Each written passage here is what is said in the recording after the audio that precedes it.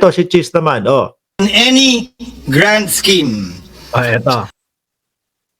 Si Cheese naman ho, mga kababayan, ha? are you truly for accountability or simply anti-Duterte? Hindi.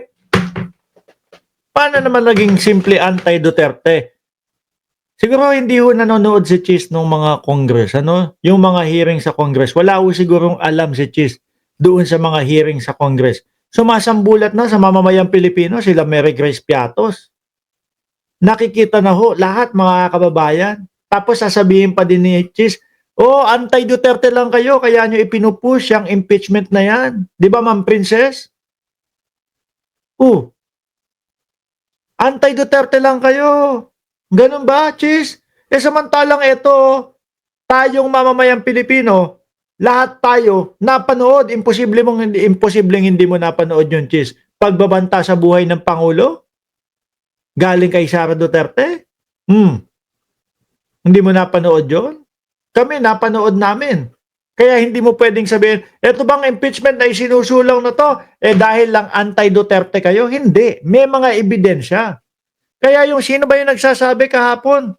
Hitler daw. Papatayin mo ba si Hitler kung nakita mo nung siya ay sanggol pa lang o 6 na taong gulang pa lang?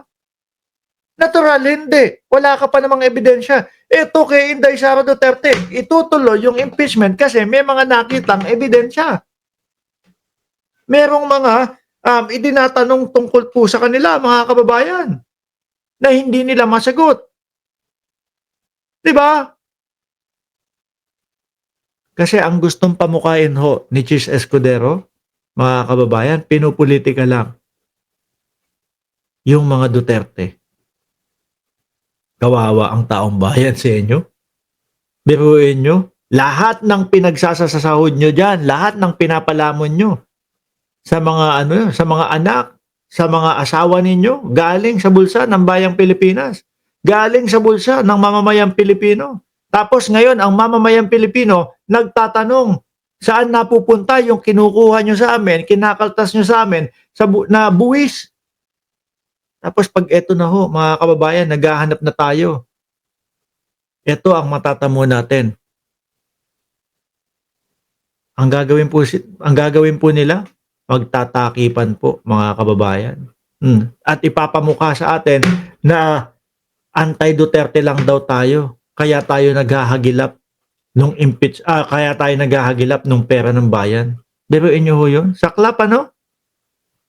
Buwan-buwan, obligadong magkaltas sa sweldo, buwan-buwan, kinsenas katapusan, araw-araw bumibili ka, merong kang may patong doon sa mga binibili mo dahil doon sa tax, napupunta sa kanila, pinapasweldo sa kanila, ginagawang pondo nila. Pag naghanap na tayo, nagtanong tayo, saan nyo ba nagastos yung pera? Hindi. No. Hindi kami pwedeng tanungin. No? Hindi nyo pwedeng tanungin si Sara Duterte. May mga ebidensya nang napakita. Tapos yung gunggong na isang senador, Hitler daw. Paano mapapatay si Hitler nun? Wala ka namang ebidensya nung 6 na taong gulang napapatay yan. Di ba? Ito, si Inday Sara Duterte, may mga ebidensya at mismong galing ho sa kanila yung mga ebidensya na yun, mga bossing. Kaya ang sabi ng taong bayan, tuloy natin yung impeachment. Gusto naming malaman kung saan napunta ang pera ng bayan. Do you truly respect and want to preserve the Constitution or you simply hate the Vice President? Sandali, konstitusyon, di ba? Gustong i-preserba ang konstitusyon. Sundin natin ang konstitusyon. Or talagang idinidiin niya, talagang siguro ayaw nyo lang sa vice-presidente, no? Hindi nyo lang gusto. Di ba? Yan ang idinidiin ho ni Cheese. Parang parang walang alam na may mga ebidensya po na merong mga Mary Grace Piatos para sabihin niya na, kayong mga tao kayo na gusto ng impeachment, ayaw nyo lang kay Sara Duterte, kaya ganyan. Bulag ba to? Want to preserve the Constitution or you simply hate the Vice President? Simply hate the Vice President daw, mga kababayan. Kayo ho, mga bossing, dyan po sa comment section, kaya nyo po ba ipinupush o gustong matuloy yung impeachment trial? Kasi ayaw nyo lang o hate nyo lang si Sara Duterte? Or Kaya nyo ipinupush yung impeachment dahil sumambulat sa atin yung mga ebidensya at nakikita natin na hindi sila makadepensa. Alin po sa dalawa? Di ba doon po? Kaya natin gustong mapush kasi may nakita tayong mga ebidensya at hindi sila makadepensa. Sabi nga natin mga bossing, kung yan nagpaliwanag na sila doon pa lang sa Congress, baka kung tama yung paliwanag nila, pati tayo kakampi nila. Di ba? Pero wala tayong narinig na wala tayong narinig na depensa galing ho sa kanila. The Senate is not your playground to run after your political enemies. We are not an accomplice. Biruin nyo, yun lang talaga. Yun ang gusto niyang pamukain na wala, ayaw nyo lang sa vice-presidente. May mga pag-aaway lang kayo kaya pinapa-impeach nyo siya. Kawawa ang bayan dito. Mga bossing. No? Tax nating lahat. Tax nating lahat yung mga nawawala ho. Sabi ni Mario Aguinaldo, Sara magnanakaw, bastos pa. Hindi ho natin masisisi si Sir Mario. Mga kababayan, bakit ho? Kasi walang narinig yan na wala namang narinig yan na depensa galing kay Sara Duterte, galing doon sa kampo ni Sara Duterte. Oh.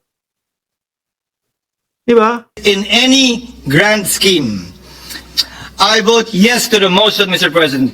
I vote yes to the rule of law, yes to the Constitution. Yes, anong yes sa konstitusyon? Hindi nyo nga sinunod yung konstitusyon. Paano mo sasabihin na yes ka sa konstitusyon? Yung simpleng forthwith, isang word na forthwith, iniiwasan nyo na sagutin, iniiwasan nyo na maitanong sa inyo. Minsan itinanong ho kay Chis Escudero, mga kababayan, forthwith po ang nakasulat doon. Alam nyo ginawa? Ibinaling kay Martin Romualdez yung sisi. Hindi naman po kami kagaya ni Martin Romualdez na sunod-sunuran. Ganun. Kasi hindi nila pwedeng sabihin, hindi nila pwedeng sagutin yung tanong na forthwith. Dahil mga kababayan, sabi ko nga sa inyo, malilintikan sila dahil yun yung iniiwasan nilang gawin. Yung forthwith, yung agad-agad na maging impeachment court sila. Yes to the supremacy of the Supreme Court in interpreting it. Sabi ni Gerald Evans, hayop kang kesong akla. Wala kang kwenta. Akla, aayusin lang talaga nila ang pagtatanggol nila. Aayusin lang talaga nila pagtatanggol nila kay Pusit. Kasi pag hindi na mapigilan, nako, mag-iingat po talaga sila. Walang magawa ang batas na umiiral.